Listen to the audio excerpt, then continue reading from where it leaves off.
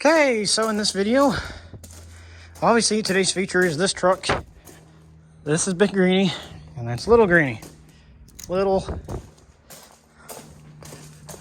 big. This one actually has some family history. Coincidentally, we didn't realize it.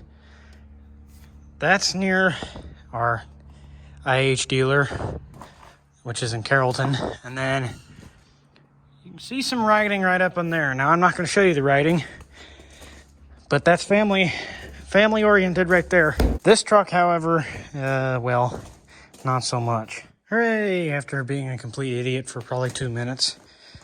Of course, this guy was not happy to come undone, and the hood was not happy to come up. But this thing, kind of a mess, but it can be worked out.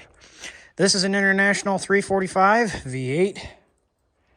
Probably one of the most low-end torquey motors you can get for these. She's got some Earl in her. Probably could use a little more if I get it back in there. There we go. Filler cap. Air cleaner, which is an oil bath, amazingly. And then again, it's not. I'm half tempted to put a battery in it and see if it cranks just for shits and giggles. But then again, I also don't want to be a dumbass. It's got power steering fluid in there. There's no dipstick for it, though. You could probably put a dipstick with a cap on it, or the 2-in-1 cap. Apparently this truck worked for a highway department for a little while, because there's a state of Illinois department number, which that tag is over there. She's rusty. Stock color is this green, like, oh yeah. That paint's hiding some pretty bad rust. Well, mild rust, I guess, would be better. It's a dump bed. It runs off PTO. Right now, we got a bunch of scrap in there. Rear dualies. Those probably need to be replaced, even though they look good. Still wouldn't trust them. This one's off the bead, actually. Still wouldn't trust that.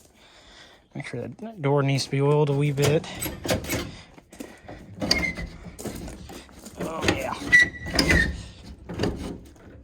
That's not happy to move. The J20 is looking a lot better when it comes to actually getting something to run. But in here, this thing's got a 4-speed. Clutch is not hooked up. 1 would be there, 2's there, 3's there, 4's there, then reverse is right there. Let's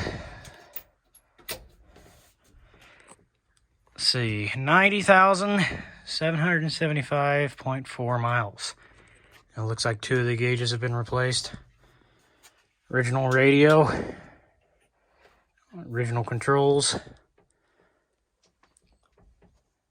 She's not a bad old truck. She just needs a little bit of touching up. I really wish I could drive this one. This one's going to take a lot more work to get going. It's been sitting outside basically all its life. My grandfather bought it in the 80s. Kept it as a gooseneck hauler for tractors. And it sat outside. I have a picture of it sitting outside his property, so I know it sat outside.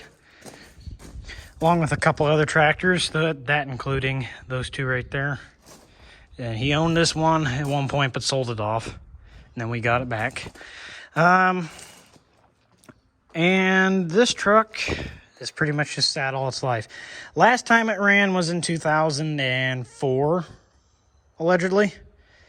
That's what my dad keeps saying, and it ran. It just needed a carb kit, and here we are now. I believe him when he says that it will run again. Anything can, but this one's going to need to require a lot more work, especially since it's sat outside. This one has had a good beat up on it. As you can tell, mice have got in here and shit all over the place. This tool is strung about couple other odds and ends. Everything is here, though. That's the original paint right there. That's the new coat of paint right there. Someone's painted it. Probably my grandfather.